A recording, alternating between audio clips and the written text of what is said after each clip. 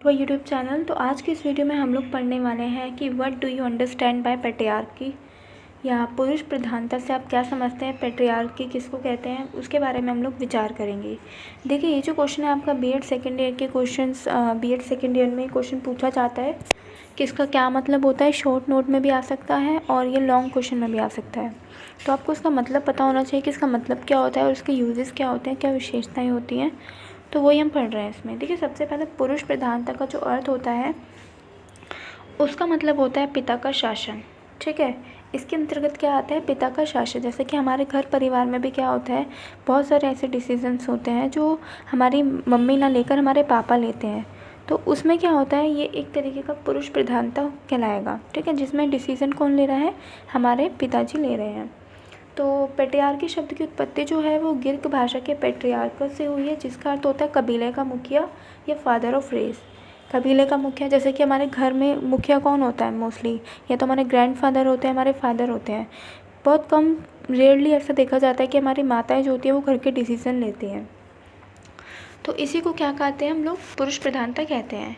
इसके बाद ऐतिहासिक रूप से पैट्रियार्की शब्द का जो अर्थ है वो निरंकुश शासन प्रणाली से लिया जाता है, जिसमें परिवार के पुरुष ही मुखिया होते हैं और वही सारे क्या लेते हैं, डिसीज़न लेते हैं घर से रिलेटेड। ठीक है, समाज, हम सभी जानते हैं कि हमारा जो समाज है वो किससे मिलकर बनता है, व्यक्तियों से मिलकर बनता है, जिसमें स्त्रियों का भी उतना ही योगदान है जितना कि एक पुरुष का होता है। लेकिन हमारा जो समाज है वो पहले के टाइम से कैसा रहा है, पुरुष प्रधान रहा है। मतलब पुरुष को ही महिलाओं के अकॉर्डिंग ज़्यादा महत्व दिया गया है। तो इसीलिए आज भी वो कहीं ना कहीं मौजूद है।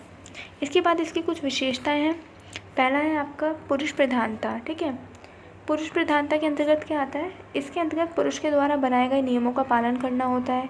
पुरुष की सत्ता का वर्चस्व होता है। हमारे जैसे घरों में भी हमने देखा है कि सारे डिसीजन कौन लेता है। अगर हमें कहीं जाना भी होता है, बाहर घूमने या कहीं भी, तो मोस्टली ऐसा देखा जाता है कि हमें अपने फादर से परमिशन लेनी पड़ती है।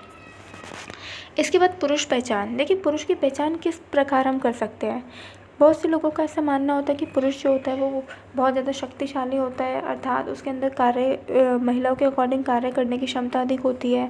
बाहर के जितने भी कार्य होते हैं वो किसके द्वारा किए जाते हैं, पुरुष के द्वारा किए जाते हैं। तो इसके द्वारा क्या की जाती है, पुरुष की पहचान की जाती है।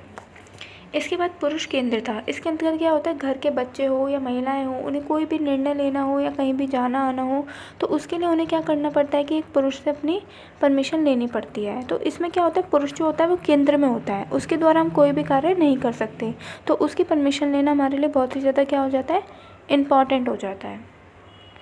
इसके बाद महिलाओं को दबाना। देखिए, हम सभी जानते हैं कि महिलाओं का समय समय पर शोषण होता आया है और आज भी कई जगहों में ऐसा देखा जाता है कि महिलाओं का शोषण हो रहा है।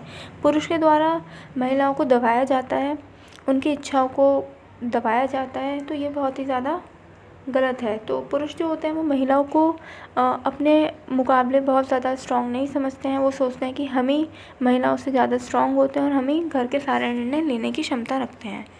तो ये था आपकी एक छोटी सी वीडियो जो पुरुष प्रधानता से रिलेटेड थी। इसमें आप मीनिंग, आई होप कि आपको इसका समझ आ गया होगा कि पुरुष प्रधानता का मीनिंग क्या होता है और इसकी कुछ विशेषताएं थी। इसमें आप और भी विशेषताएं अपने द्वारा लिख सकते हैं। और अगर वीडियो अच्छी लगे तो वीडियो को लाइक कीजिएगा, चैनल पर न्यू है तो चैनल को सब्सक्राइब कीजिएगा। Thank you so much for watching my video.